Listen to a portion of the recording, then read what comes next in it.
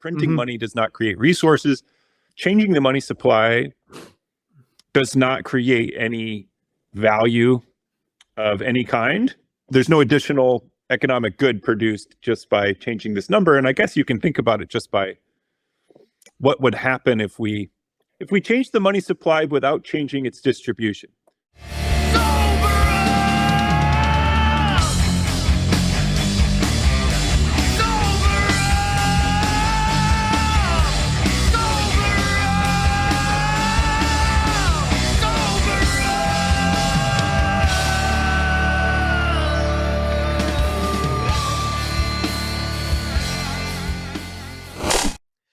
Hello and welcome to the Freedom Footprint Show. I'm your host, Luke the Pseudo-Finn, and I'm here, as always, with Knut Svanholm. Good evening, Knut. Good evening, Luke. Nice to see you again. It's been very long. We haven't done this for 2 days. 2 days. Yeah. It's a record for this week anyway. Yeah. Perfect. Today, our guest is Troy Cross. Really excited to have him on today. I've certainly been a big fan since all of his environmental stuff with the mining came out. It's very interesting stuff. So excited to have him on and have a conversation. Yeah, me too. I was fortunate enough to spend a week with Troy on Madeira and in Lisbon, where we had a wonderful little walk talking Bitcoin philosophy and stuff. And it's great to finally have an actual philosophy professor in this philosophy show. So welcome, Troy. There we go. Welcome, Troy. Well, thank you all for having me. And Knut, it was pleasure of Madeira was all mine. And I really enjoyed our walk in Lisbon. And I thought about it for long afterwards, actually. Yeah, me too. Yeah.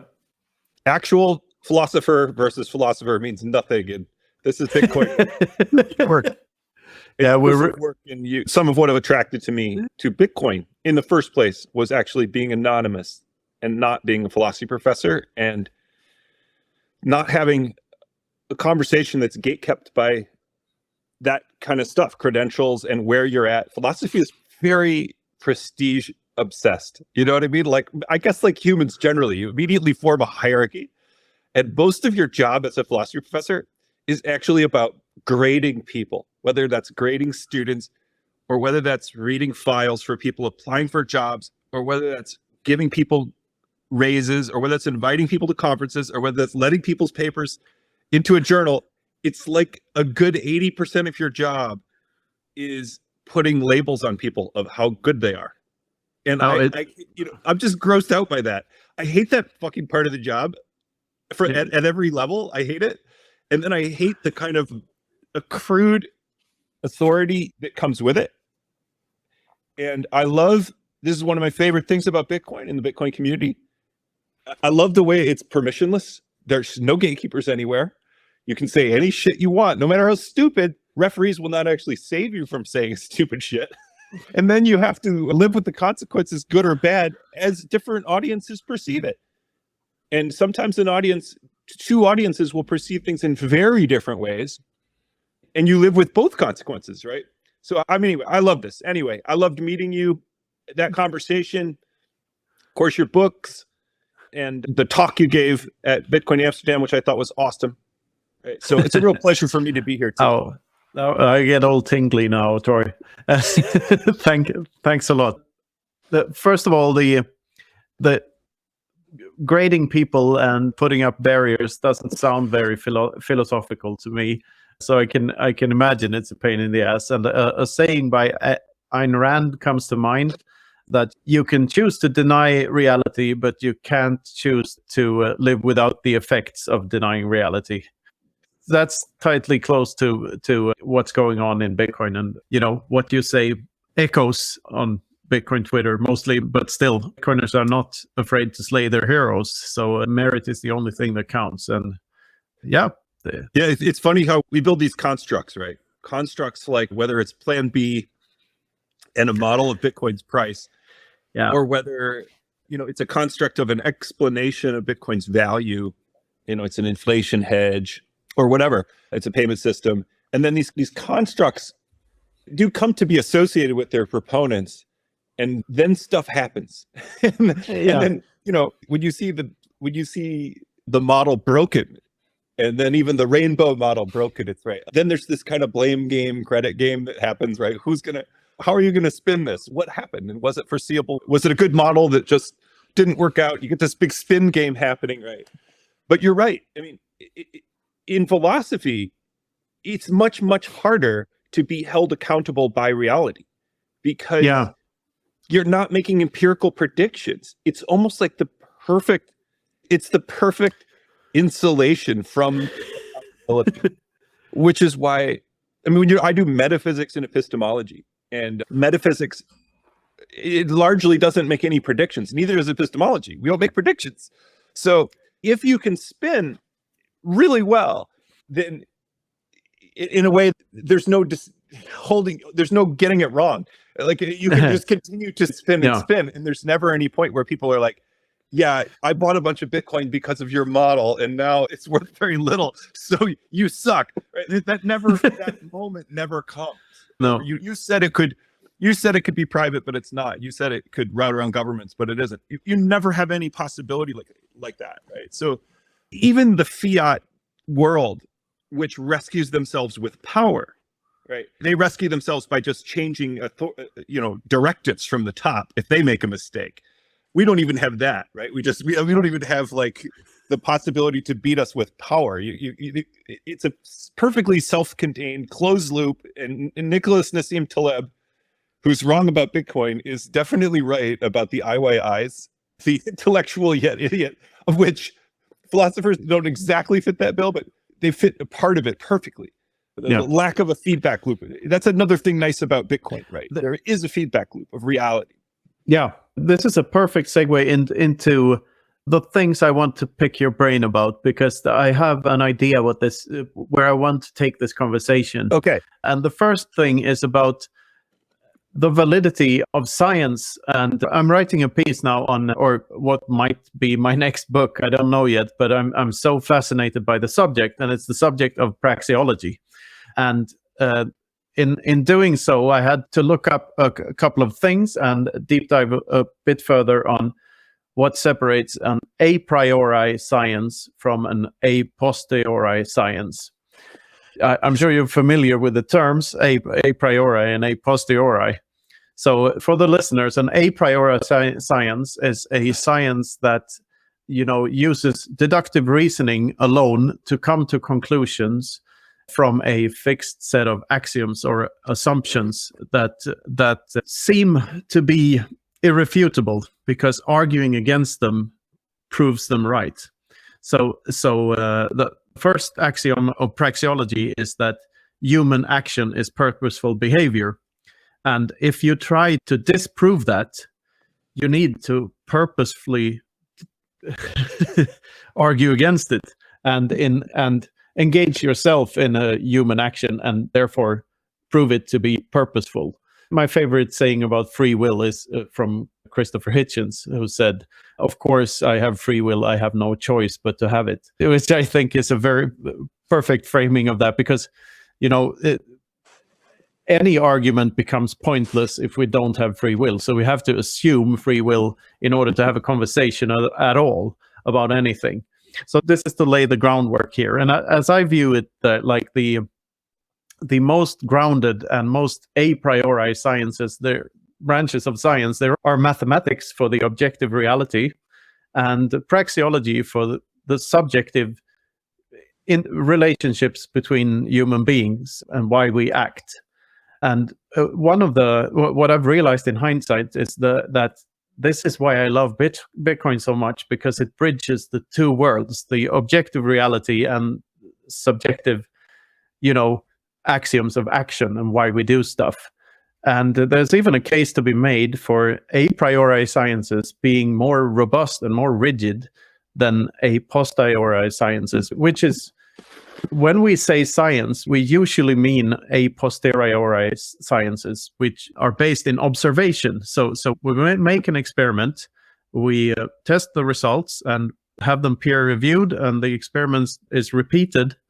And if we get the same results over and over again over time, we take our thesis to be true, which may or may not be the case. It may be likely to be true, but another theory may come at a later date to trump that theory, which is what happened to Newtonian physics. So Newton was almost right, but not really, because Einstein's theories sort of debunked Newton. Yeah, well, first of all, let me just be upfront. I'm not a deep student of the Austrian school, nor the origins of praxeology. I'm passingly familiar with it, but I'm not deep into it. Not as deep as I'm sure you and many Bitcoiners. In the academy, I don't think anybody studies praxeology, or very few people.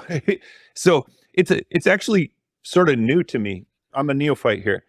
I discovered the Austrian school actually through Bitcoin. I think 2013 was when I read the first Austrian Economics I'd ever read.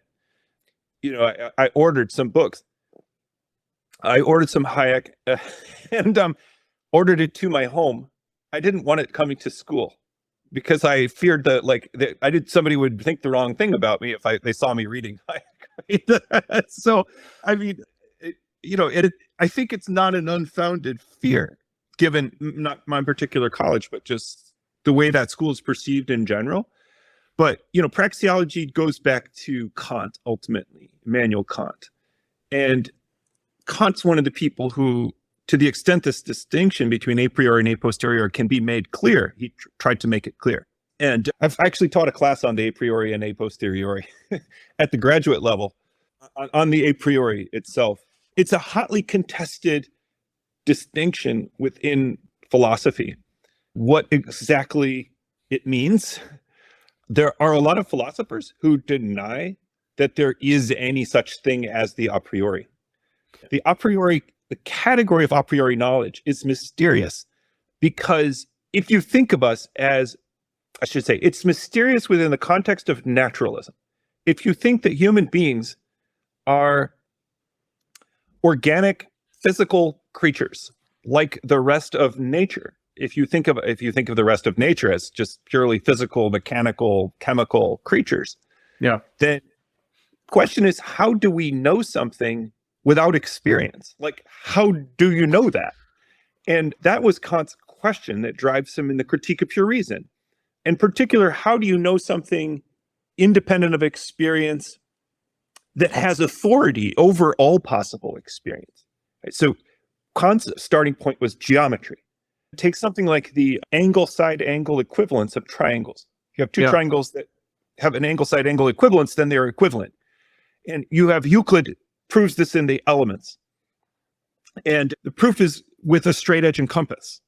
All of Euclid's proofs with a straight edge. Well, if I may interrupt you there for a moment, because while mathematics originated in empirical research and people actually testing, what pi was and trying to come up with an estimate, and also, trying Pythagoras theorem and everything by measuring stuff.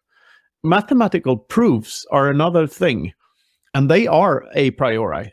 I totally agree. So you can come up with hints of what reality actually is by empirical testing, but to prove it, exactly. To prove it, you need a priori thinking. No, exactly. So the straight edge compass proof is not a matter of proving for one. It's a proof for all possible triangles. Yeah.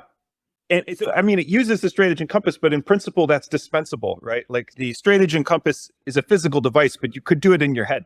Exactly. It's not. The material elements of a proof are only for the purpose of discovery, not for the purpose of justification. The justification is a priori. It must be, because it holds authority over all possible triangles. Yeah. And the same, it goes for mathematical proofs. They hold for all possible sets of objects or all possible measurements. Yeah. The mystery is like, how can natural beings like us know something about all of reality, all possible reality, without testing it? How is that possible? And Kant's answer was wild. His answer was called the Copernican revolution of thought. His answer was that actually space is the form within which we perceive. Time is a form within which we perceive. And also, our mind has categories within which we think. and that the world as we know it is constructed out of things in themselves and the ways we think together. Yeah. And that's why we are able to know things universally, because we're really knowing things about the ways of experiencing reality. And that's how they can hold with authority, right? That's called the Copernican revolution of thought, rather than, the earth being at the center. The sun is at the center, the earth revolves around it. For Kant, rather than external reality being at the center, the knower is at the center, the ways of knowing, right? Yeah. That's beautiful. It's a beautiful move, one of the most beautiful moves in the history of philosophy. But also almost everybody thinks that's got to be wrong. So the a priori, though the category of the a priori remains a mystery today, how is it possible to know things like that? And a lot of naturalistic philosophers try to, in some way, get rid of the category of the a priori because they can't understand how we could possibly grasp reality independent of experience in a universal and authoritative and necessary way. All right. Here I'd like to make a book recommendation. And I've got a few. And this is a second-hand book recommendation because a guy we interviewed last week, Max Hillebrand, I believe you met him. He's a very good praxeological thinker. And he recommended two books to me, which both turned out to be some of the best books I've ever read. And one of those books is called Economic Theory and the Austrian Method. It's the most boring title ever, but it's by Hans Hermann Hoppe. Yeah, I'm sure you're familiar with. Hoppe is most famous for his book, Democracy, the God That Failed, which I think is a vastly inferior book to this one, even though that book is good as well. But this book contains two. Did you say the title again? Economic Theory and the what? And the Austrian Method. Austrian Method. Yeah. Okay. And he lays out a case for the opposite of what the naturalists are claiming, because they say, how can a priori exist at all? And he makes the case for a posteriori never being able to deliver an absolutely 100% correct answer. Because if you're using empirical evidence and looking at things in hindsight, you're prone to be biased at all times, and the map can never be the territory. So a perfect model of the universe would have to be the universe itself. So he makes the case for a priori thinking being the superior method for almost all branches of science, which I find extremely interesting because it goes against everything I've learned. But it makes so much sense. When you deep dive into praxeology and you look at the world, everything is so much clearer why things are the way they are. It's depressing in a sense because you see through vast amounts of bullshit everywhere, but it's very, very accurate. It feels accurate. It feels like an accurate description of what's going on. Ever since I was a child, I remember in my school years, I thought the social sciences were, even then I had the, gut feeling that this isn't really science, it's opinion. And I love mathematics for the opposite reason, that this is pure. Either I know this stuff or I don't. Either I get it or I don't. And I hated all the subjects in which I had to study for something and memorize something, or like, why are they forcing me to think this way? So, and with praxeology, it's the same thing. I can't argue against it, and that's why I find it so fascinating. And I'm curious to read the book. Yeah. I think there is such a thing as a priori knowledge.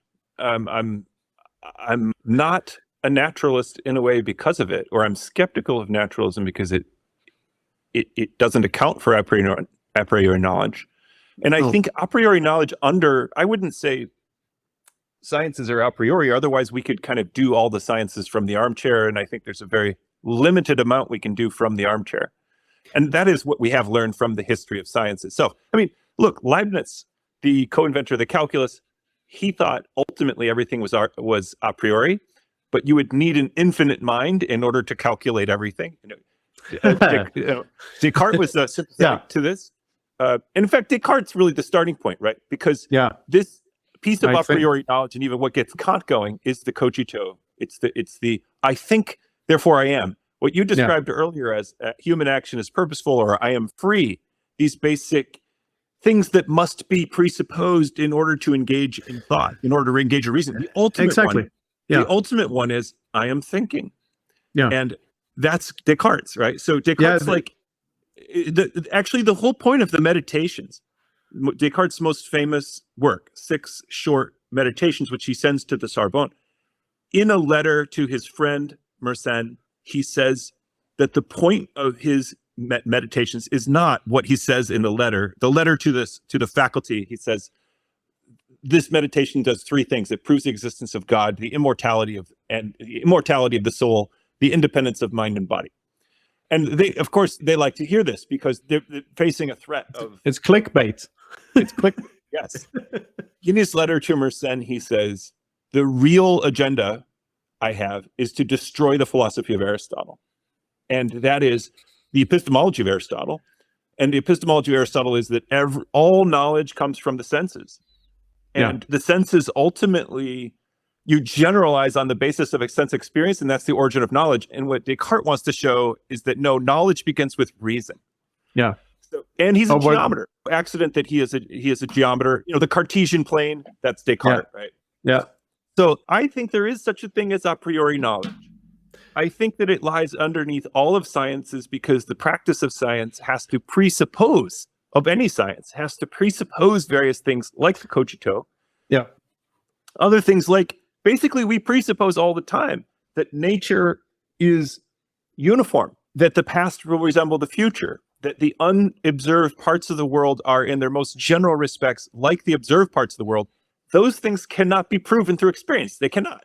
So every science relies on the principle of induction, which I just articulated. It presupposes the ability of it presupposes that the world makes sense in some way that science requires in order to work, right? Yeah. So, and of course, every discipline of science uses mathematical reasoning, uses deductive reasoning. That's all part of the practice of science.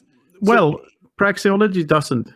It's not in the least bit mathematical, and that's also why I find it so fascinating. It can prove why you can't apply mathematical models to economics. Why doesn't it have to say things like, if it's going to be a predictive of human experience, doesn't it have to have principles about more and less? Yeah, it does, but it admits that our inner value hierarchies, which determines what we'll do next, are ordinal and not cardinal, so they can't be quantified. It does say something about prices, and if you do X, prices will go up or down, but you can say that without saying by how much, or yes, of course. So in that sense, it's mathematical, but it's ordinal mathematics and not cardinal, Gotcha. which so is like another field. Partial orderings are fine, but not mapping onto a number line. No, so Plan B's model is bullshit according to praxeology. Yeah, praxeology was right. His model was bullshit. So yeah, here's the even empirically. Here's my, just as a philosopher who's not into praxeology and needs to learn about it, here's my kind of skepticism coming into it that I want the experts to address, which is the big challenge facing any a priori science is getting anywhere with a priori known axioms. So you have your axioms. If they are known and they're a priori, great. And then how much can you deduce from them? And the history of a priori thinking is, well, we just can't get very far. so that's, like taking Descartes for the first one, right? The first person who tries to do this is Descartes. He tries to prove the existence of God with a priori methods. He tries to prove, the separation of mind and body.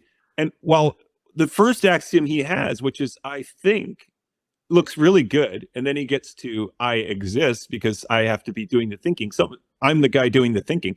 So which is wrong and has been updated. I think therefore some thinking is going on somewhere. Exactly. That was already a contemporary criticism of that move, right? Yeah. Just because there's some thinking doesn't mean there's a thing doing the thinking. Maybe the thing you're talking about isn't a subject that is thinking, but rather there is just thought. It's so tricky to get. So basically, like, here's the way I think about it. Like, the structure of knowledge we can think of as like a pyramid. And at the bottom of this pyramid, if you admit only a priori reasoning, you have an amazingly strong structure. You have an incredibly, you can't be wrong. But how much can you really build? How many blocks are at the bottom that are knowable like that? And how high can you build a pyramid on strictly a priori knowledge and deductive reasoning? And the history suggests you don't get very far with that. That's No. So that's what I'm curious about. Yeah, well, I would say you can get a lot further than people think you can get. Because there are something, if you take praxeology to be true, of course, some of the praxeological thinkers themselves might have been wrong about certain, conclusions. They might have drawn the wrong conclusions. And later praxeologists may poke holes in their arguments. But this is just like any other branch of science. Of course, scientists make mistakes, and the noblest thing to do is to disprove your own thesis later on in life, and so on and so forth. I mean, but there's a whole lot that you can derive from praxeology. One of them being how violent behavior and theft in particular hurts the thief as well, in the long run at least, and how there's another book. This is the other book recommendation. It's a book called The Ethics of Liberty by Murray Rothbard. Oh yeah, okay. And that's a very hardcore book, and it upsets a lot of people because it uses a terminology that is brutal to the uninitiated. He refers to a fetus as a parasite on the mother and so on. But it's only to make the point of what's going on in terms of who's, in terms of stealing resources and living off of another body and so on and so forth. So if you can get past that, it's a very enlightening book because he tries to derive an ought from an is, sort of, and derive an ethic from praxeology alone. And I really like that kind of thinking, and I like the thing I wrote about in Everything Divided by 21 Million is that the thing that makes us assign value to anything in life is the scarcity of our time on this earth. If we were immortal and indestructible, we could always postpone everything till tomorrow indefinitely. So we would never do anything if we had eternal life to look forward to. So, and we must assign value to stuff in order to act. That's we act.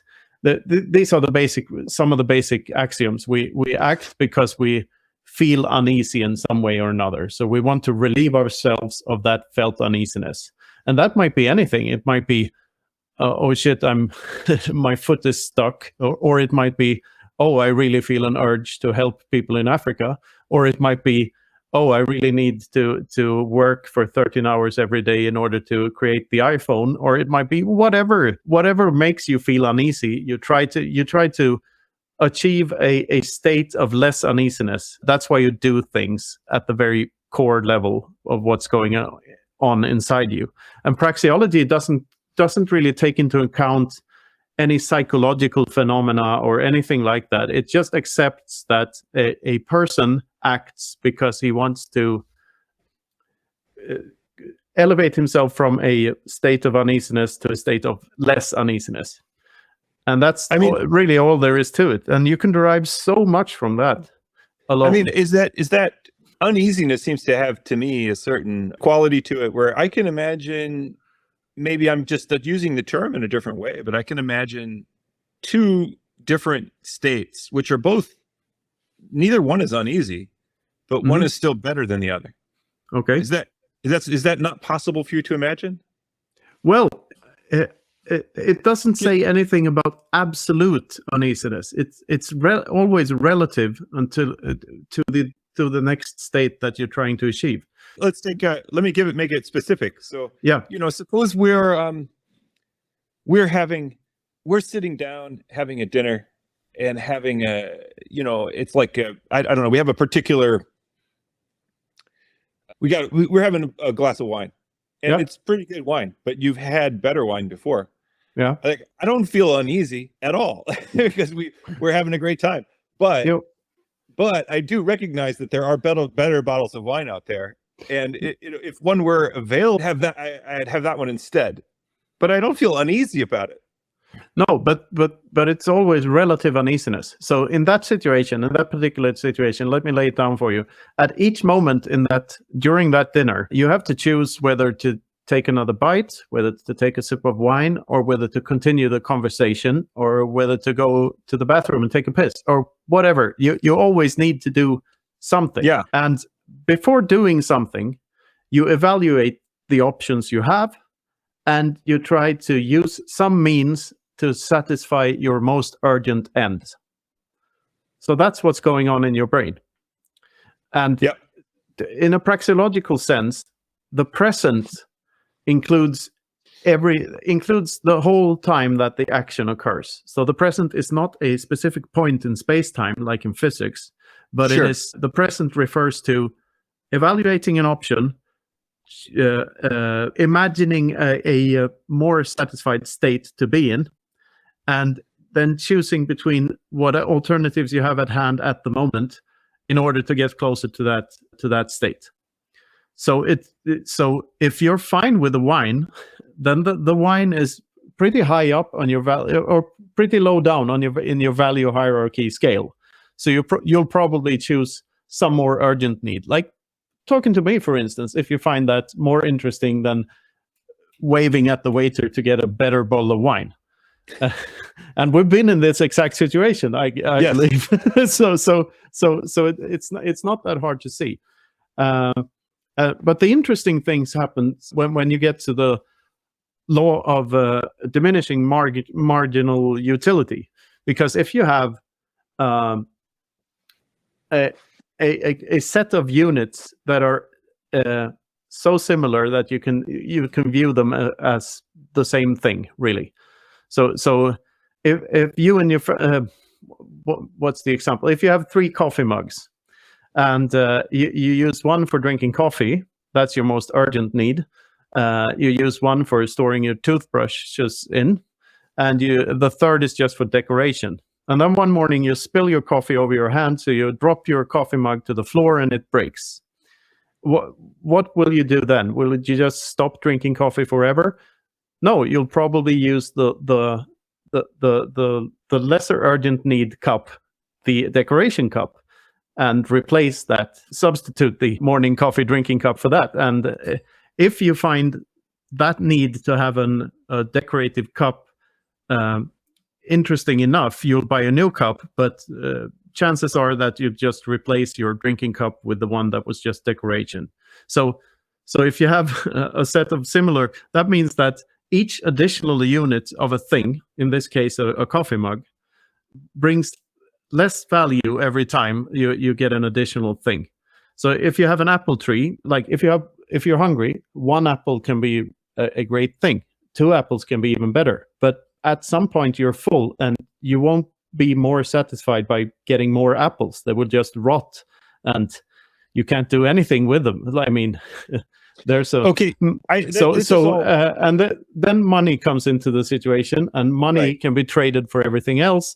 Right. So it has the marginal utility is very high at all times, because you can always exchange it for something else. So that's why you can derive so much from these basic axioms. I mean, to some extent, what you're saying, and I remember my brief forays into praxeology before, also had this thought, maybe you're the right person to ask, is how does this differ from, a theory of expected utility and generally what we call decision theory in philosophy? Decision theory is about maximizing utility. There are different choice points to be made in decision theory, but decision theory is largely a priori as a science. I guess it's broadly speaking, rationality is 2 things. It's a kind of trying to achieve a fit between the mind and the world. And that takes 2 forms depending on the direction of fit.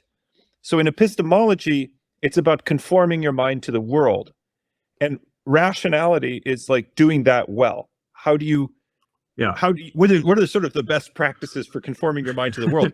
Yeah. Decision theory is about conforming the world to your mind. That is, getting what you want in the optimal way, either individually for individual action, individual rational decision theory, or collectively as a body, which I would say a lot of the discipline of economics is about how we collectively satisfy desire, i.e. fit the world to our mind.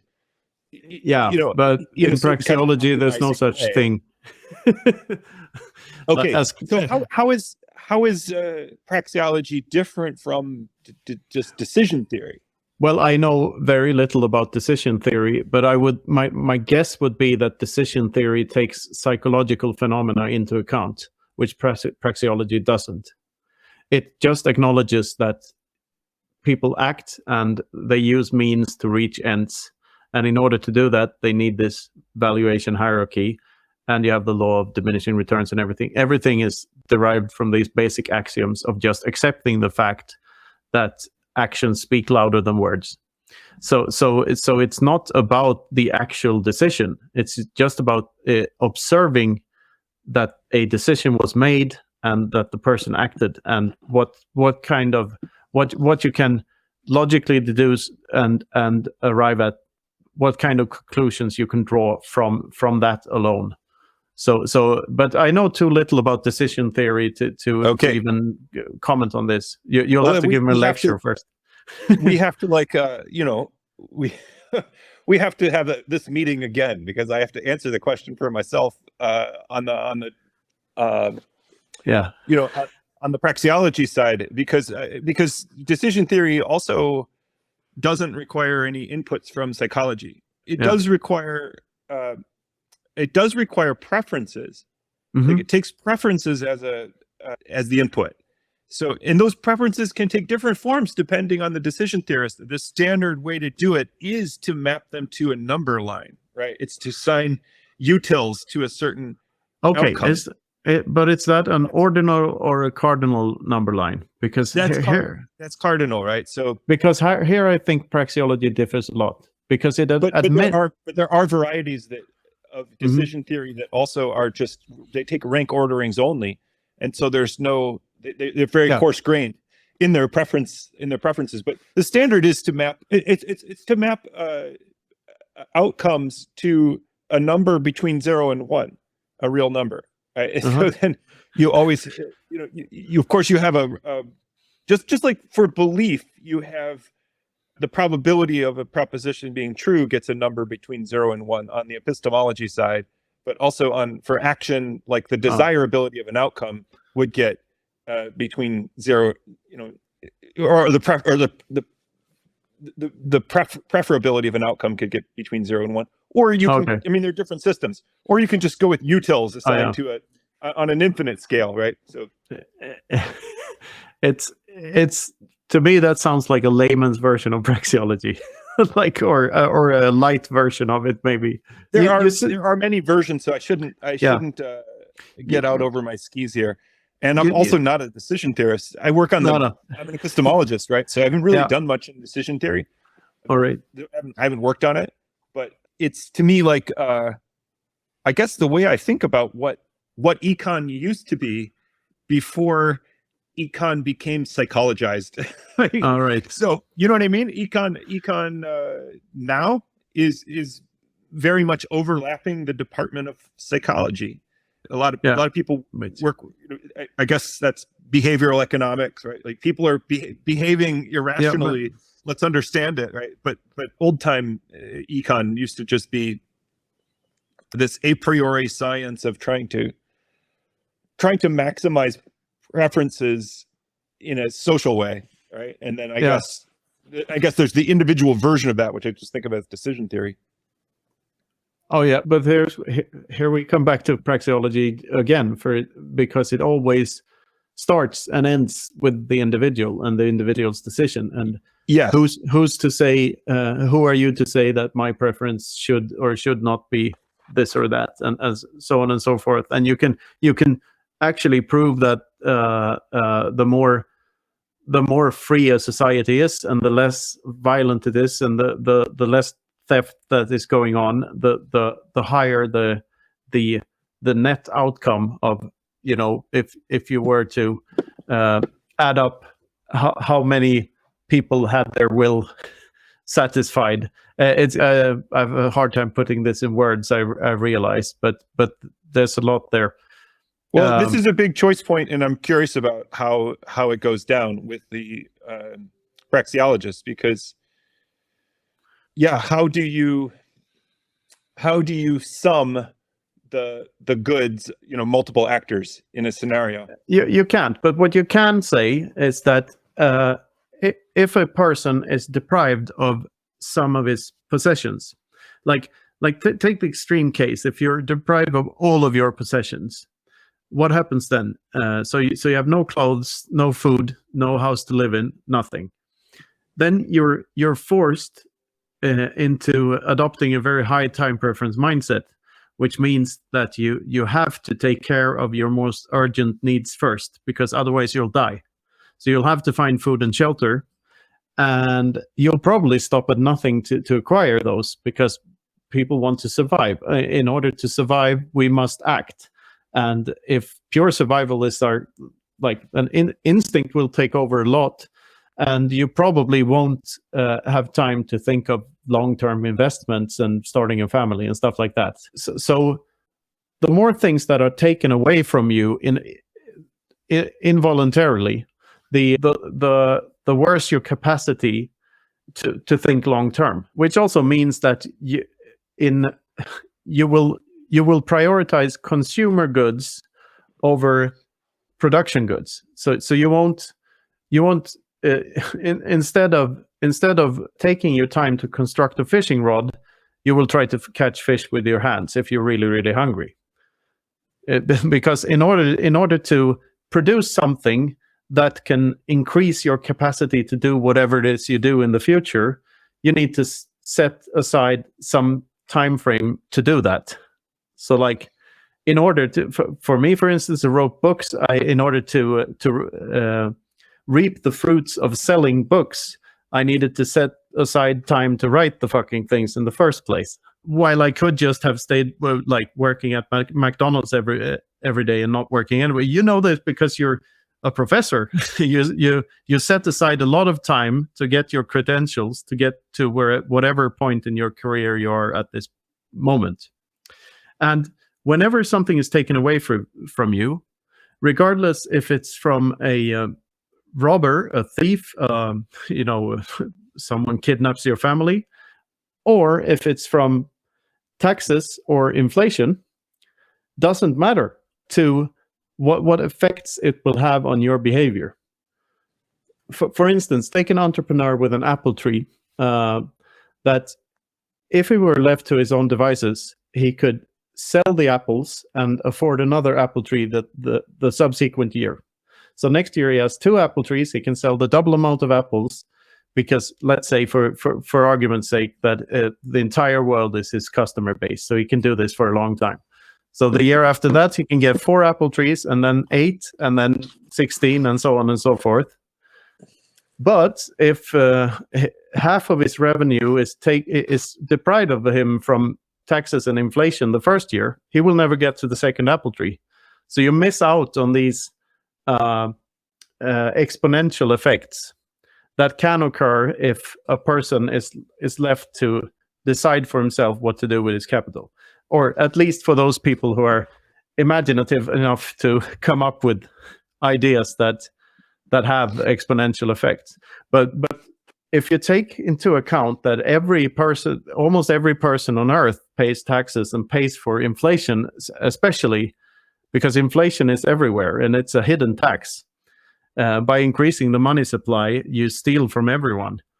So everyone is a victim of this, and you could call it partial slavery. A portion of the fruits of your labor automatically goes to a third party that is unelected, and you have no say in what they do, but they have a money printer. So they can very directly steal from everyone else, which hampers the entire global economy enormously. And what happens in the long run is that more and more resources get misallocated because it gets you gain an advantage from not holding on to this money that is losing value over time, and instead you buy assets and invest in long-term projects that start to build something that people hadn't really wanted had they had a perfect form of money in the first place. Because the only reason that they want to buy that shit that you build, like zombie company shit, is that the money was corrupt in the first place. So they're also trying to get rid of the money as soon as possible. So there are massive amounts of resource misallocation going on absolutely everywhere. And this is this is the segue into environmentalism, because every environmental issue stems from money being corrupt. There's no question about it. We wouldn't have a consumerist culture the way we do without the corruption of money. It just doesn't happen. Like, it's not sustainable, and it cannot be. Because the only way to keep this machine going is to have the money printer running at a faster and faster pace all the time. You know, this is Jeff Booth's thesis about technology being exponentially better and the money printer needing to go exponentially faster because of that. So it's headed for disaster. And luckily now we have this thing called Bitcoin that provides us with an alternative and a way to a life raft, if you will. It's just something to hop onto and save yourselves from the coming collapse, because this is the sad state of the world. And yeah, Praxeology helps you see this more clearly, I believe. You know, disclaimer, I might be wrong, but there we are. No, I see it now. I think, yeah, just rolling back the tape a bit. Mm-hmm. I think that praxeology will fit within decision theory. That is, decision theory is very broad. It isn't one thing. It's not like it's a project. So the project is really to describe in the most general terms the rationality of decision making. And I think, you know, I'm familiar with certain, I guess, particular schools of thought and decision theory, but the most general form does not dictate that, you know, that preferences should be cardinally assigned, but ordinal is fine. Or just partial rank ordering is fine. Rank ordering with ties is fine. And doesn't have any particular utility function in mind. So I'm guessing that the most general form of decision theory has to accommodate praxeology, but the praxeology then makes specific claims within decision theory. I think that's probably the right taxonomy for what's going on. Yeah. And then on your where you went with it, I completely agree, and I think that. Good to hear. It's bizarre to me that we have a discipline, the discipline of economics, that in a way sees money as one of the only goods, maybe the only good, where there shouldn't be a free market in money, but there needs to be an imposed monopoly, right? Yeah. And that this imposed monopoly needs to be ever shifting in its money supply in reaction to the demand for money, whether that demand is expanding or whatever. So, as I see it, people are forced to use money because of a social coordination problem. Like, we have to coordinate on some tool for pricing things and exchanging, because that's definitely better than not coordinating. Like, it's better to coordinate than not to coordinate. Even if the thing you're coordinating on is shitty, it's better than barter. Right? So as long as the money is better than barter, people will use it. And then if you herd them onto a certain tool of exchange that's better than barter, and it's really the only one that you can use because it's what everyone else is using, and then you manipulate the supply of that tool, it's weird to think that you get that optimal via decision rather than, well, now it's hard to see it in any terms other than Bitcoin, absolute scarcity. Yeah, But yeah. even seeing it in other terms like gold, where the scarcity is dictated by the natural distribution of this resource and the difficulty of digging it out of the ground and refining it. Right? Here's the point. What's interesting to me is that when you push this line of reasoning on an economist, generally, or my experience to pushing it on economists, is that they'll say, you, Troy, are taking a certain kind of axiom, you're taking a certain kind of coordinate system, which fixes the supply of money as like the natural state.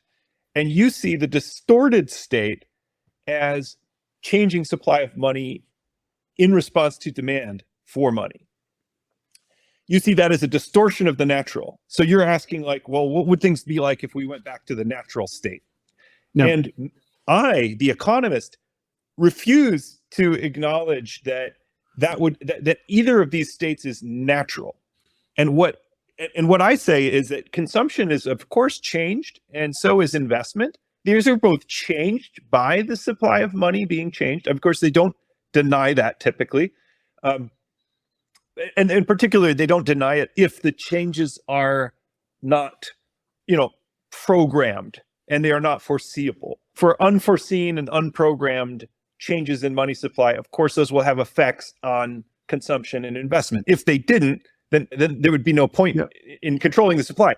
But they say, when you take the next step and say that's malinvestment, or you take the next step and say that's excess consumption, you, Troy, are making an assumption that the optimal kind of investment and the optimal kind of consumption would be what we consume and invest under an algorithmically, under a limited supply of money regime. I, economists, refuse to grant that assumption.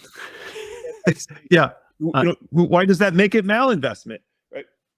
So maybe you can rewind the tape on yourself just a little bit and rehearse the part of the argument where you say, yeah, this isn't just an arbitrary starting point. The idea of limited money isn't just an arbitrary starting point, no better and no worse than whatever the Fed decides tomorrow.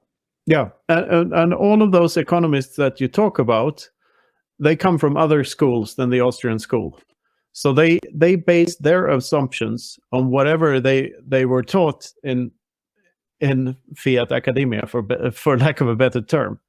And of course, those views are going to be skewed in favor of whatever suits them and their friends best, and also whatever suits whoever built the school best, and whatever fits, the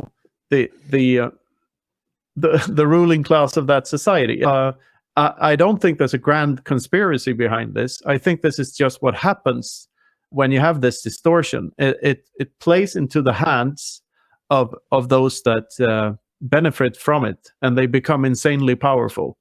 And this is why Keynes's theories were so welcomed by all the governments of the world, because finally they had a intellectual that they could point to and see, you should listen to this guy.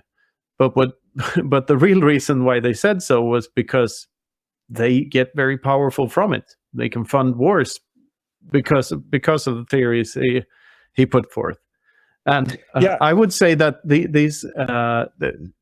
I would use the Hoppe defense there and say, explain it to those economists that are questioning why the money supply should be fixed. Ask them the simple question: how do you create value by printing money? Where does the value come from? Like, how does it benefit society? Just tell me, if there are $200 trillion circulating in the economy, how does printing another 100 change anything for the better? Because all it can actually do, of course, people feel like they're getting richer because the number on their screen goes up. They have more dollars. What they don't see is the hidden cost, and all of these economists, they point at history and say this is what happened there, and what they're leaving out is all other possible timelines that could have happened had they not been doing their bullshit economic scheme. Like all printing more units of a medium of exchange can do is reallocate whatever resources were already there. And that's what it's doing. It's funneling wealth from the middle and the lower classes into the hands of the elite. And you can very clearly see it because 50 people own half of the world. And that's what we're living in now. And that's why when people attack Bitcoin from that angle, I'm so depressed by that. They say, "Oh, this is just for the people who were in first, and it's only for people to pump their bags, and only rich people can get a." Well, look at what the world looks like today. You're describing the system we're living in. That was deliberately so. Like Nixon went off the gold standard. You can watch it's on YouTube, the old news segment where he speaks to the nation, claiming that it's a good thing to go off the gold standard. But what he effectively did was giving himself an oil printer. After that, he could print oil, and everyone else had to pay for it. So yeah, if you look at it honestly, that's what happened. Yeah, no, stepping back, I mean, back in my own journey into Bitcoin, and I guess I figured this out prior to 2008, actually, thinking about money supply. But the point you made, it's familiar, but it's worth rehearsing again and again and again. That printing money does not create resources. No. That changing the money supply does not create any value of any kind. No. There's no additional economic good produced just by changing this number. And I guess you can think about it just by what would happen if we changed the money supply without changing its distribution. So think about it this way. Yeah. Right? Just like adding a zero to everything. Yeah. Changes nothing. So No. why is it that changing the money supply is so consequential, given that just adding a zero to everything wouldn't really change anything? Well, it's because it changes the distribution. Yeah, that's what it is. It's redistribution of wealth from the poor to the rich. So we kind of have to ask, every time we change the money supply, we have to ask, is this a good redistribution? Recognize it for what it is. Is it? Yeah, or just not do that, preferably. Because that's right. That's an additional step, right? One step is like, that's just to say, is this a good redistribution? And then your answer is like, well, all redistributions are bad, therefore, no, it's not a good one. But that is my answer, because I can prove it. If given enough time, I could. Okay. I guess I'm just slowing you down and saying there's two steps there. Even if you think in general wealth redistribution can be good, you still must ask yourself every time the money printer goes burr, is this a good one? Yeah. So that's a message for those that think wealth redistribution is a good thing. Ask yourself, how does money printing redistribute wealth? And if it goes the wrong way, why is it still happening? And the answers are pretty clear when you understand people's incentives to do something. By the way, just an explanation of what my understanding of Keynesianism and the theories behind it. It's like, if I have $100 and it loses value over time, I'm more inclined to spend it more often. And every time it exchanges hands, something is added to the economy. And I thought about that a lot, because it sort of makes sense the first time you hear it. Like, if people trade more trade is going on, and that's good for the economy, right?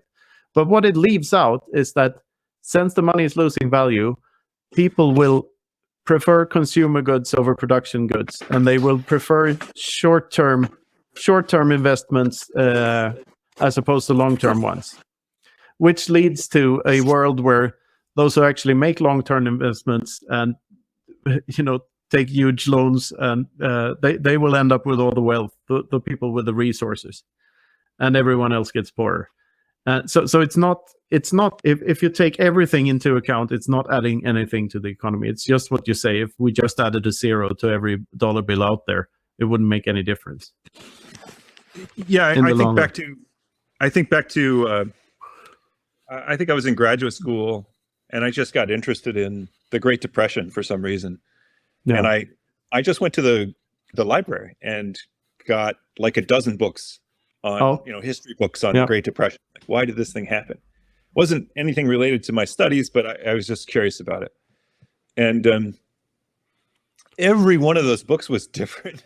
Yeah, they had wildly different theories, and my big takeaway was just like, wow, nobody knows why the Great Depression happened. This is amazing. Like, because it was kind of stunning how little overlap there was in the literature. Yeah. But I would say the dominant story is Ben Bernanke's. It's that we had a shortage of money, and and it's depressing because it's false. Provably so. It's sort of like, I mean, it's very baffling that it's very baffling that you have a bunch of sort of economic potential on this theory, which is just sitting there idle. There's like, people are not making investments they should make. People are not making goods they should make. People are not buying when they should be buying, etc. There's a whole bunch of economic activity that is not happening only because this coordination instrument, money, this instrument for social coordination is in short supply, right? Like if only you had more of it, then all of these dams of potential activity would be broken, and then the economy would restore itself.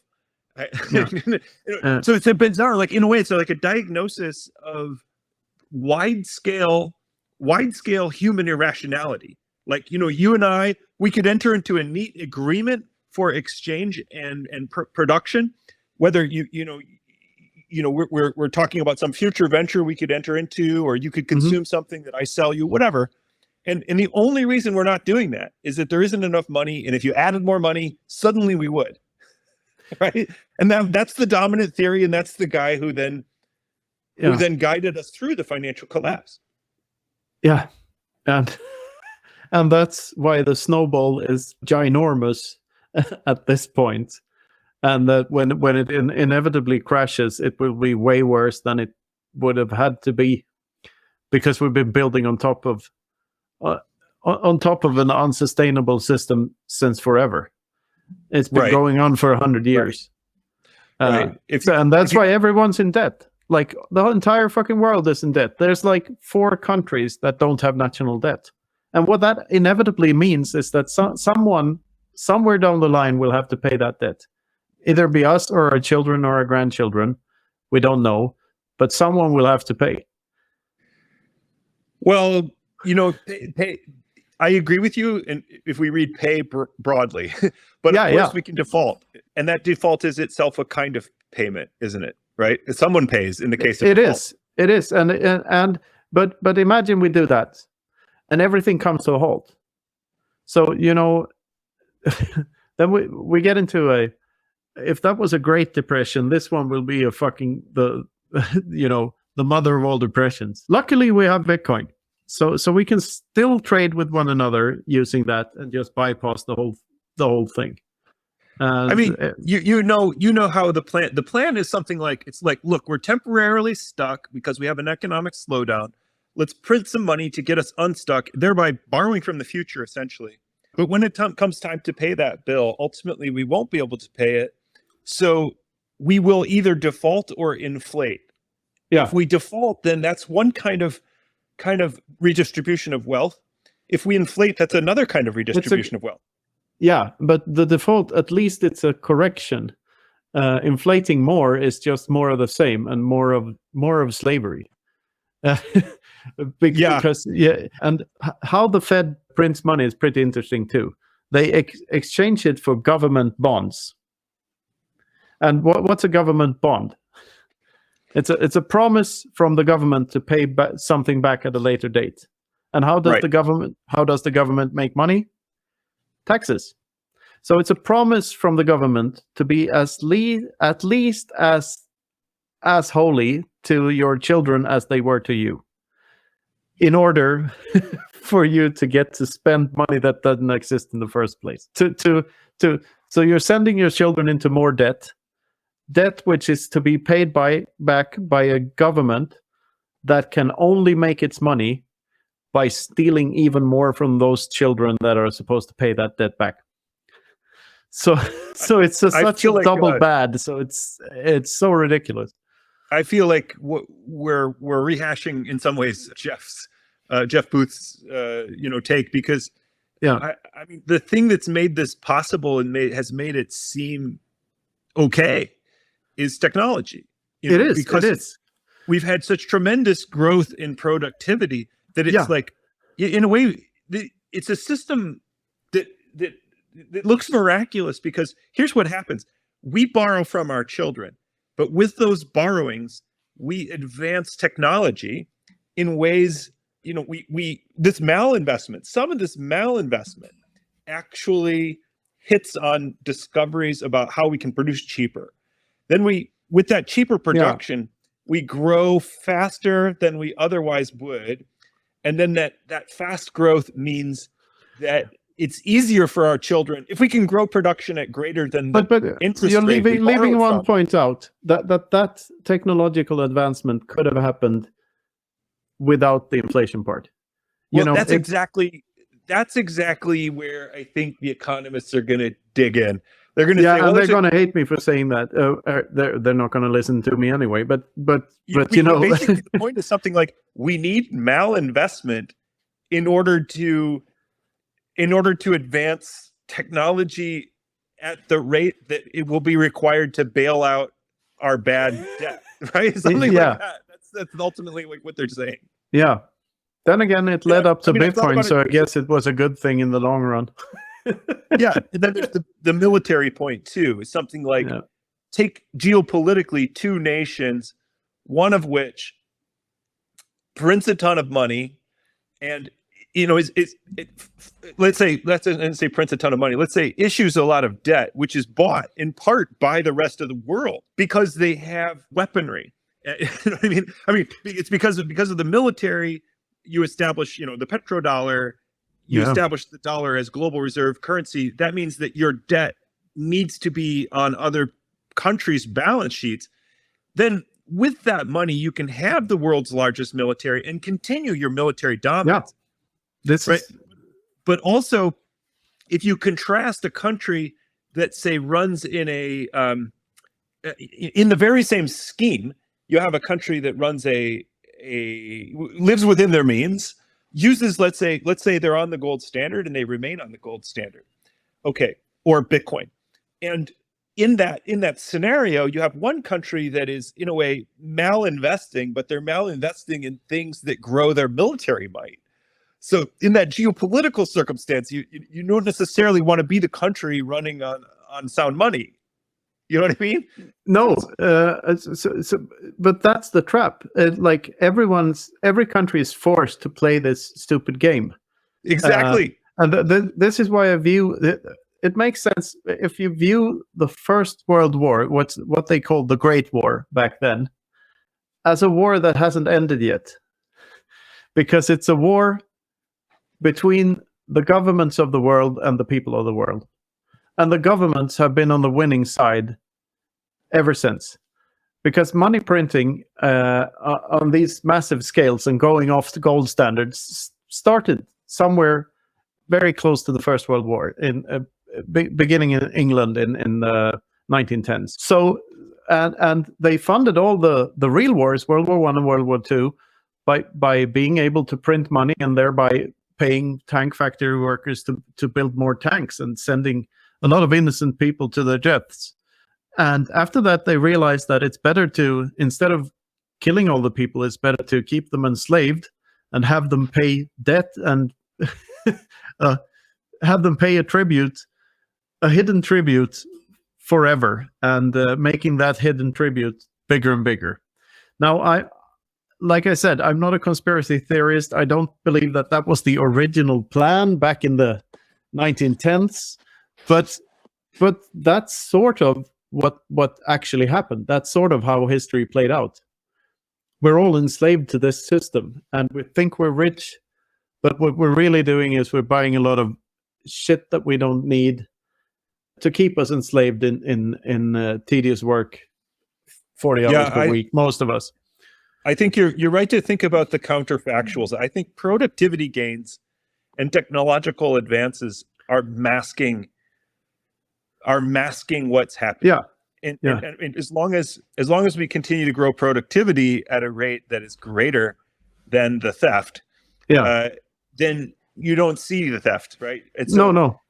Because your baseline is like, I mean, that's what's happened really, especially since 1971. You have all of the gains of this productivity going to very, very few people. Yeah. And because you're anchored, this is a psychological thing, right? But it's anchoring. You're anchored at the point where productivity was lower. As long as your life is improving, you're like, okay.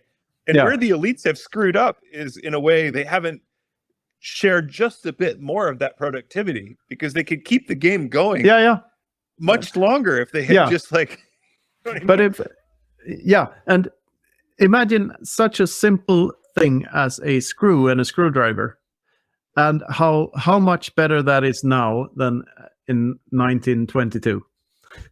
Like if 100 years back, you had screws were made in factories, sure, but the factories were so much worse than they are now. It's unimaginable how, a 1922 screw factory, and the screw heads only had that slit in the middle, and if you were lucky, you could use a screwdriver. That's basically it. Like the tools were much cruder, right? Right. So the screwdriver turned into, we can make different screw heads and make we can have a little cross here at the head of the screw, and the steepness of the actual screw going down the pin, and all sorts of innovation, material better, everything better, and we figured out expanding screws to put into walls, stone walls and stuff, and then comes the electric screwdriver, and wow. And after that, robotics, and imagine how many screws per time unit, the increase. It's like orders of magnitude that are almost unimaginable from a simple tool such as a screw and a screwdriver. So if let's say that process of screwing in a screw into a wall, manufacturing the screw, sending it home to you, nowadays via Amazon, for an extremely, imagine all the production costs, the transportation costs, and the actual time costs of building something with a screw. I would say that's at least 4 orders of magnitude more efficient now than it was back then. So 1,000 times better, or 10,000 times better. Well, is that for argument's sake, let's say it's 10 times better. At least. That means there's an entire aisle full of screws at the hardware. Yeah, exactly. That implies that everything we build with screws should be 10,000. We should have 10,000. Each and every one of them, of us, should have 10,000 times more of the stuff we can build with screws, just because of the efficiency gains of the screw and the screwdriver. And instead, those orders of magnitude of efficiency went to the elites. It's all funneled to this elite class that can print trillions of dollars. Imagine what a trillion is. Most people don't know the difference between a million and a billion. But the difference between a million and a billion is almost, give or take, a billion. Right. That's right. Yeah. And the difference between a billion and a trillion is, give or take, a trillion. So the billion in terms of the trillion is a rounding error, as Greg Foss would say, and the million in terms of the billion is a rounding error. So 1,000 in comparison to a million, like the 1,000 is a rounding error, and 1,000 as compared to 1. So I know. Just imagining $1 trillion. No one could imagine that the world would ever get to a money supply of above $1 trillion, and it's more than that. there's orders of magnitude more than that. Like you hear the term $1 trillion every day now almost. $8 trillion were printed in 2021. And this is one of my favorite facts because that means $21 million per Bitcoin mined printed in 2021. I fucking love Insane. that fact. It's completely insane. And if people knew the magnitude of the theft, but it all stems from people's inability to think exponentially and to comprehend big numbers. Yeah, so It's really true. End of rant. No, that's awesome, man. I'm right there with you. I think that Jeff's coming back to the earlier point about why is one way of seeing money supply more natural than another? Why? I think of the economists as, in some ways, moving from an Aristotelian view of nature to a Galilean one. I mean, for Galileo, every point in space is like every other point in space, and any reference point is as good as any other for measuring how things are moving, right? Like whether, like if you look at like your motion right now, are you in Sweden? No, I'm in Spain. You're in Spain, okay. Yeah. Spain, okay. So you're in Spain, I'm in Portland. One way to think about our motion is like we're still. Another is like we're both rotating on the axis of the Earth. Another is we're rotating around the sun. But of course, the sun is also rotating around us. In a sense. Yeah, if sun, right, relative to one framework, right? Yeah. But it's the sun is itself part of the Milky Way. It's part of the broader system, and so you can think of our motion as a spiral from this larger perspective. And then you ask the question, yes, but what framework describes how we are really moving? And then the Galilean says all of them or none of them. Framework is an arbitrary choice. Yeah. So anyway, the Aristotelian has the center of the Earth as a special point in the universe. The heavy things fall towards it, light things go away from it, and heavenly bodies rotate in circles around it. So there's a preferred point. And I think for the economists, and even actually for Einstein, there's not a preferred point, but there are some frames that are better than others for measuring things, and those are inertial frames of reference, things in which things are not accelerating. And there's a difference between accelerated and non-accelerated motion. Yeah. Which shows up in forces, right? Yeah. But for the economists, there isn't a preferred way of measuring things.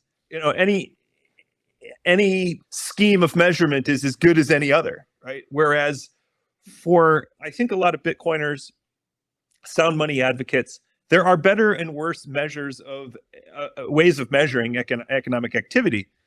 And I think Jeff, for me, helped me break out of a relativistic way of thinking about, or a straight Euclidean way of thinking about economic measurement. Yeah. Because you focus on technology, take your example of the screw. Yeah. And it's like, shouldn't there be a really good sense in which everything got cheaper? And shouldn't that be front of mind? Shouldn't that be front of mind when we think about what's going on with the economy? Just that, like, everything just got vastly cheaper. And if your system of measurement makes it hard to express the fact that everything is getting cheaper to produce in terms of other things, right? In terms of other then there's something wrong with your system of measurement. That is, it seems like the system of measurement we have is designed to obscure the fact that the economy has gotten vastly more productive. Yeah. And a system of measurement that obscures that is inferior to one that reveals it.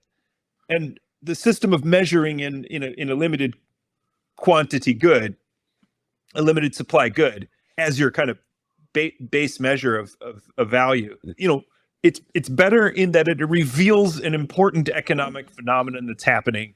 And that phenomenon is, we would call it we would call it deflation, technological deflation, right?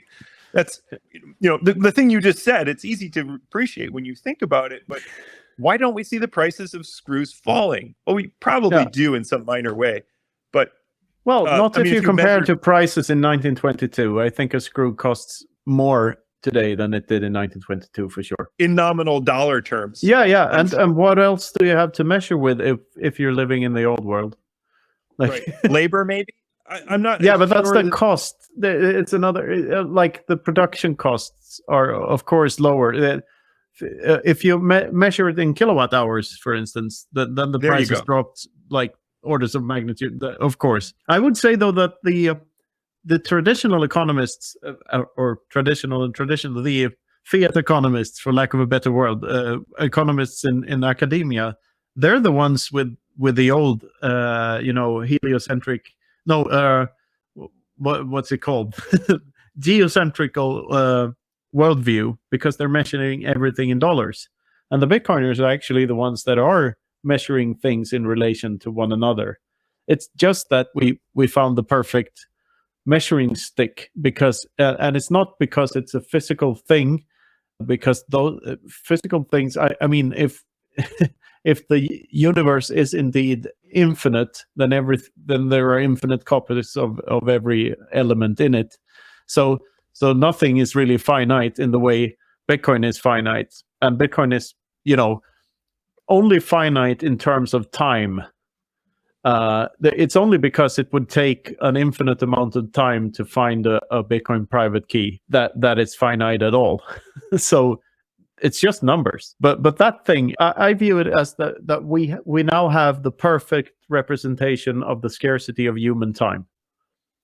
And that's what makes it such a great measuring stick, and why we can trade it, because it's actually trading your lifetime. Because it's the only thing that maps on to you're going to die one day. Bitcoin is the only thing that maps onto that, because that Bitcoin is going to be lost one day. And there's only this amount, and that's what we have. So it maps on to the scarcity of human time, which I think is what gives us this immense value. Because as I said before, I think the scarcity of human time is what gives that value. Is what gives anything value, what gives our lives value, why we do things at all. Right. So, yeah. If you want a tool of social coordination that maps onto that, it's Bitcoin. Yeah. That's apt. It has to be apt to it has to be commensurate with the the space of decision, and that space of decision is finite because life is finite. Yes. And so I see your point. An infinite good will be useless because it won't map onto what we're actually doing when we make economic decisions. No, exactly. And interestingly enough, this is a bit of wordplay, but time in relation to space is called Spacetime. And if the Bitcoin blockchain is not a blockchain but a time chain, space in the time chain is Timespace. so there's that. Nice. Timespace. So yeah, you give it when you have your percentage of all Bitcoin is your share of the time space. Yeah, if you can take up different slots of time space. A specific amount of Bitcoin in a specific space in the blockchain. Right. Is you can have more space than that and fewer coins. So it's not exactly equivalent. So it's not okay. So it's not. You're actually talking about Blockspace. Yeah, exactly. I'm thinking about actually share of the quantity of. But that's another thing. But Blockspace in terms of time space, it's such, because I think Blockspace, or let's call it Timespace from now on. It's the better term. Okay. Or Clockspace. It's a clock chain. But whatever, Timespace is the world's most undervalued asset at this point. Because we know mathematically and praxeologically that this thing will be immensely expensive 100 years from now. So the last block will be mined around the year 2140, where minor fees will have to have taken over all of the, it's the miner's entire revenue. Right. And users create Bitcoin by running nodes and employing miners to create the Bitcoins for them, and not the other way around. So in order to do that, we need to pay them. And right now we pay them with, you can have these new Bitcoins that are mined. So we pretend you're a central bank for a while. And that's why we don't see the hidden cost and how insanely cheap Timespace is. But we're going to have to eat that up as well, because we're making these miners the new central banking class of the world by giving away this Timespace for basically for free at this point. Anyway, well, this is a bit too deep. Maybe we No, should... I like it. I like it. I'm just thinking back to your assertion that it's the most undervalued thing, and I would say, I don't know about that, because what would you rather have? A certain quantity of time space or a certain quantity of Bitcoin? Yeah, and and like you can think about that ratio as a pair. You can think about that as a trading pair. This is interesting. Right? So it's like, I mean, that's right now there's a market for that, and like you're saying, that's an undervalued market, right? Or that. Okay. Let me explain that a bit more, because the reason I think it's undervalued is because we're not using its entire. There's more utility to it than just sending Bitcoin back and forth, which is of immense utility too. But the thing we're not using it for is, putting messages in it. Right. Because then we have a message that is, you have the world's most permanent tattoo. That thing will be engraved there forever. So you can actually make a statement that will be there for as long as humanity is still around. Given all else being equal, given that Bitcoin actually works, which some people may doubt, others don't. But if Bitcoin continues to work, that message is there for all practical purposes for forever. So that's underpriced. Anyway, I'll stop talking now. I agree. I agree, and I think in terms of the trading pair, one way to think about it is just the fee market right now. Mm-hmm.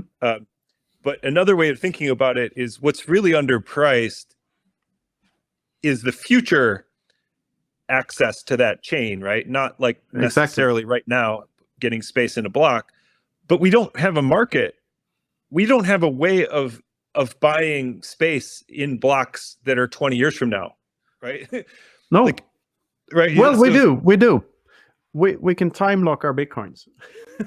Right. We can time lock Bitcoin. It's true. But that doesn't get us you could write a message down right now, like a message in a bottle. Yeah. But you have to get into a block with some miner in the future, right? And there's no market for that right now because nobody can guarantee that they're going to get a block in the future, so they can't sell you that space in a way that you trust them to get it for you. That's it.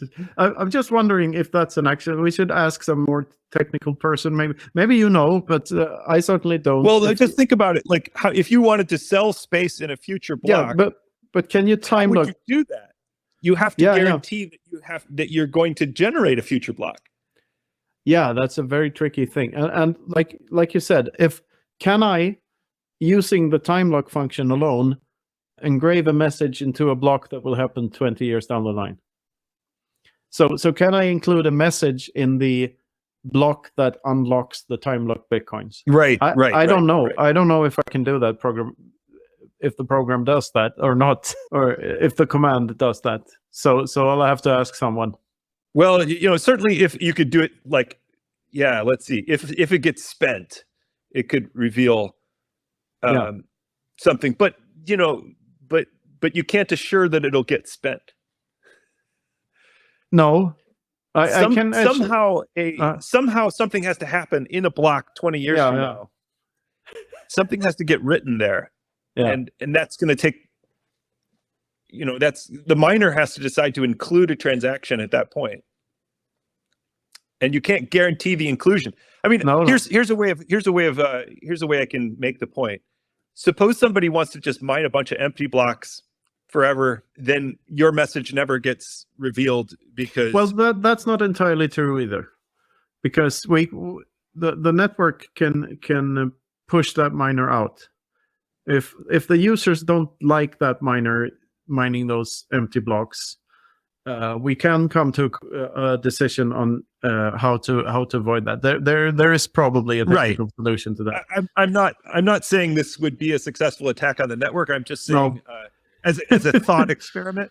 It's a fun thought experiment. Would be, the miner decides what to include. Maybe they don't include nothing. They just never include. No miner includes a transaction involving that particular address. But it's sort of akin to that. I heard of a competition somewhere where they stored nuclear waste, and the competition was to design a sign that kept people out of there for 1,000 years. So how do you produce a message that keeps people away from something for 1,000 years? And this is very much akin to this. How do you ensure that a block is actually a transaction is actually included in the block 20 years down the line? It's the same thing, really. Right. What you really want is, when you look at block spaces, you want access to block space for contemporary messages, though, not just time locked ones. But that's what you can't develop a market for, and what you think is undervalued. And I agree. What if you had the ability to access the ability to make a transaction for free in 20 years? What would that cost you now? What would you pay for that now?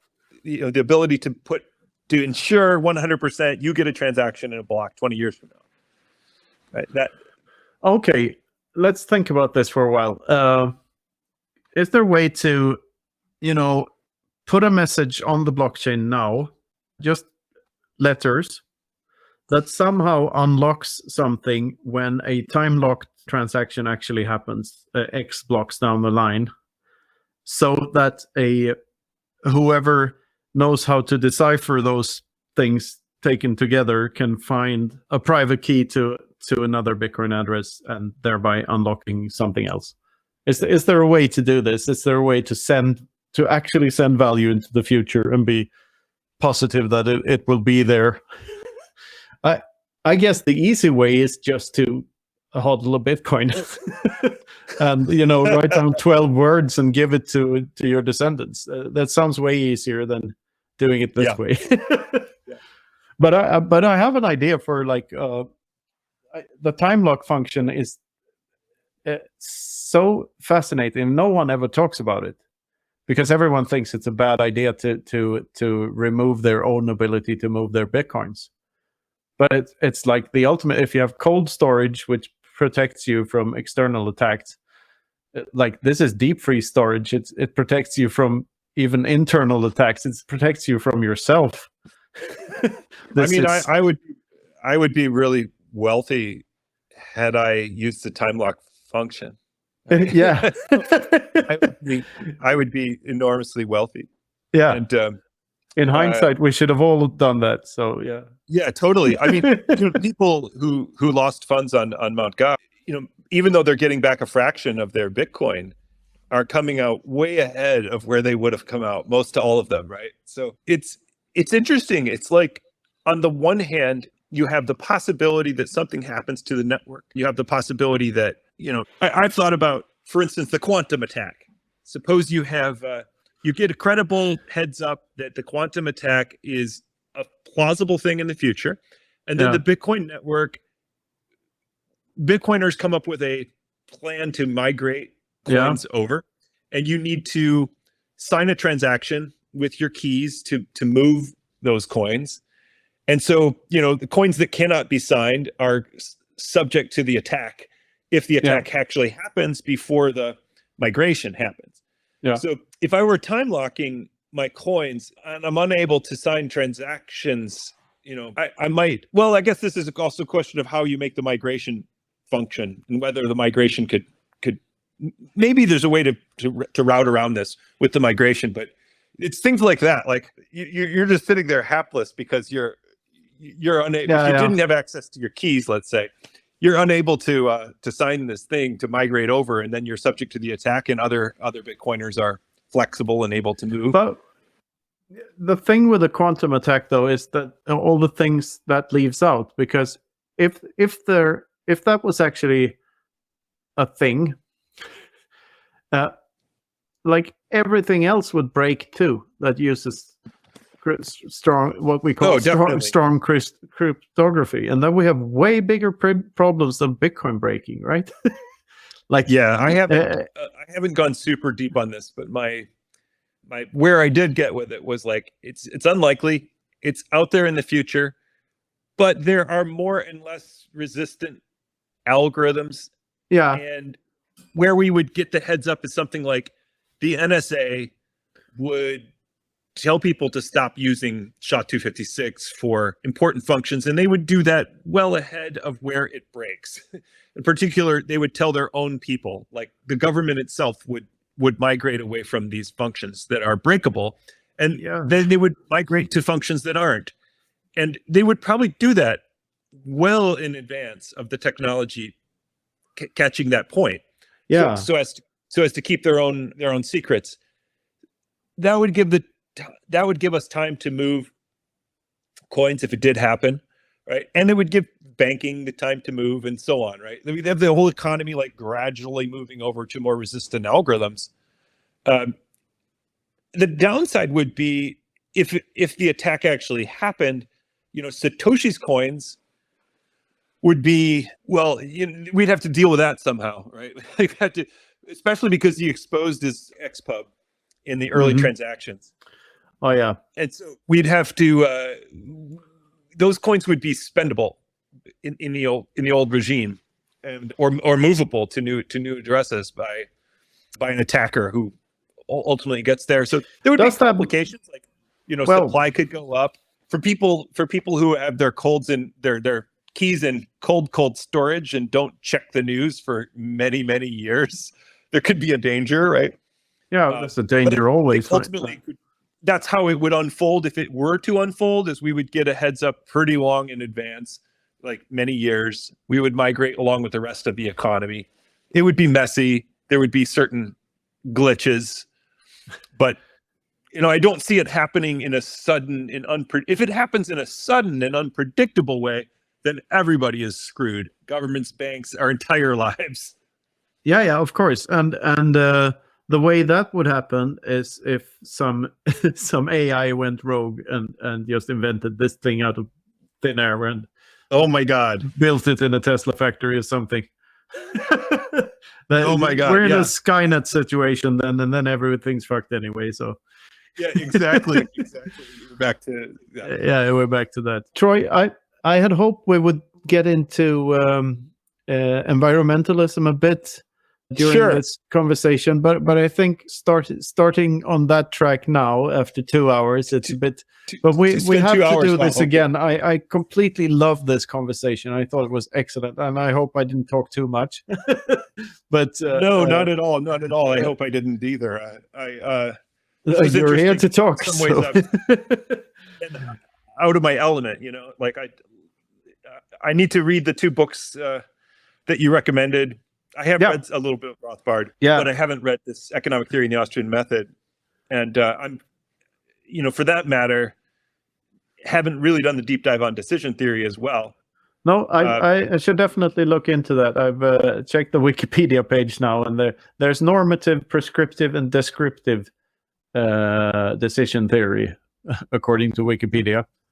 So that's the is and the ought, right? Yeah, I guess so. So this sounds like something I have to dive down into. Definitely. Yeah, and the theory of expected utility, which is kind of a branch of it. Right? Yeah, that sounds a lot like praxeology. Exactly. So I wonder what I need to know is, and I feel like I already should have known coming into this conversation, is like, what is exactly the relation between these disciplines, and where do praxeologists depart from standard decision theory, or do they fit inside the axiom in a certain way? Or do they sit inside the taxonomy in a certain way? But yeah, this has been great, Knut, and as always, super interesting to talk to you. And likewise, I think we did in some ways talk about the environment, because we talked about overconsumption. The biggest framework for thinking about Bitcoin in the environment is really the distortion of money supply, creating malinvestment and consumption, forward consumption. Yeah. And trying to think about what the economy would look like on a sound money standard, where goods are cheap and abundant, because the technological gains are in one sense they're distributed, and in the other sense they are just there's actually more technological gain, since there's less malinvestment. If you think of investment going well, then the technological gains, while in the short run might come slower, in the long run they should be better, because we'll throw less money away on zombie companies. Less malinvestment. That's the thing. So, on the one hand, that's technological progress. If you're of a certain kind of mindset, you'll see, less malinvestment means we would actually have a faster growing economy, which means actually we would have more environmental destruction. Yeah. On the other hand, we have forms of technology that are environmentally beneficial, and we would have more advances along those lines. Like, for instance, energy. Beneficial to whom is the follow-up question there. And then we have, because what we could have talked about, just to give people a hint what our next conversation might be about. And that is, for instance, we both agree on a great many things about how Bitcoin mining is actually good for the environment, not only in that Bitcoin is better for the environment because it stops overconsumption, but how Bitcoin mining can function as a suspension mechanism for energy that would otherwise have gone to waste, and how you can build power plants in the middle of nowhere and still get the utility from whatever. There's so much to say about that. But then there's the whole CO2 debate and what that actually does, and what the science says and what the science does not say, and the level of agreement within the scientific community, and if politicians are the right people to attack these problems, and what the long-term negative effects of political interference are. I mean, there's a plethora of subgenres of conversation to have there around all of that stuff. And I definitely. I think we should aim at talking about that the next time we talk to one another. And I just think that I suspect that we have more agreement than disagreement, actually.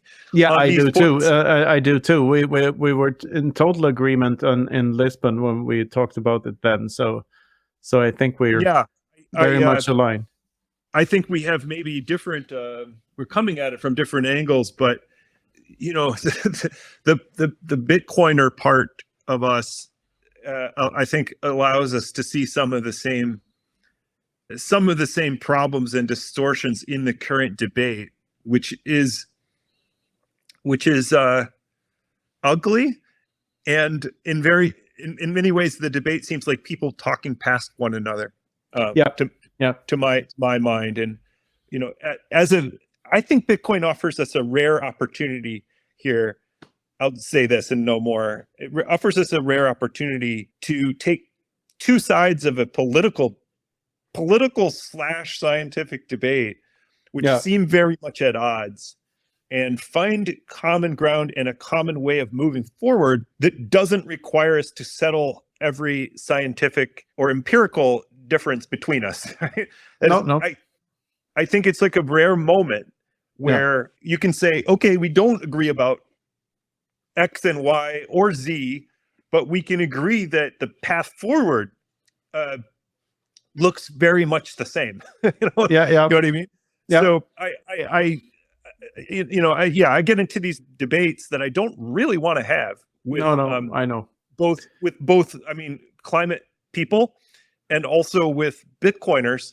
Yeah. Because I kind of think we have an opportunity to land on a common solution without settling, the really difficult questions are something like how do we weigh the potential for harm from greenhouse gases and the distribution of that harm against energy poverty and energy access, which is also a harm, a clear and present harm to a lot of the same people. And then how do we weigh government distortions of economies also, and the economic impact that will have? How do we weigh all these against each other? Yeah. And I feel like that's an incredibly difficult question about which we will not come to an agreement. And I feel like the way forward with Bitcoin doesn't require that we nail down precisely answers to those questions. No, which is why it's a very cool and unique solution, right? It's like, we can accept the fact that governments are bullshit. Right, but this is also why I'm so keen on hearing a debate between, or just a conversation between, I should say conversation instead of debate, because I don't think it will be much of a debate between you and Saifedean. Well, it's on the books. It's going to happen in January. Great. Oh, that's fantastic. Yeah. Because I think I suspect you two agree way more than you think you do, and especially and what way more than Safe thinks you do too. So that's what I suspect. So let's see. I think time will tell. Safe wants to call it a debate, and he wants to focus on our points of disagreement. And I was hoping we could have a conversation. He wants it to be a debate, so I'm accommodating on that front. But I'm definitely going to try to frame things, in a way that, even though we disagree about certain matters, I think Bitcoin is a way of moving forward despite our disagreements. Yeah. Rather than, you know what I mean? I don't think the solution that I see and that Safe sees depends on who's right about that trade-off that I mentioned earlier. And so even though it's going to be a debate about that trade-off, I don't really care whether I win or lose that one. I honestly don't. So in some ways, it's like I'm ready to go into that debate saying, here's my opinion, here's my evidence. It differs from yours. I have more. I guess I'm more just of the mainstream opinion than Safe is about the danger side of global warming. Yeah. But on the prescription side, I don't think I differ. No, exactly. At all. That very well put. That's like we all agree on the prescription side, because even if you're not afraid of CO2 at all, if you completely, if you're what they call a climate denier, that completely thinks that this whole danger narrative is completely wrong. If you're that guy, then Bitcoin is still the solution, because it solves overconsumption, which destroys the environment in all sorts of other ways. Like, we all want to live in a better world, so and that's the environment. so Bitcoin is better even for those people too. I know it. I don't know if Saifedean's hypothesis that Bitcoin literally changes time preference is true, because it's an empirical hypothesis, it seems to me. But I think it's true. I mean, I think it's true. But it's intuitively true. It's intuitively true. Yeah. It seems true of my own experience. It seems true of others that I know. Here's where I feel like I would like empirical research on whether it's actually true. But he thinks it's true. Of course, it's his hypothesis. Oh.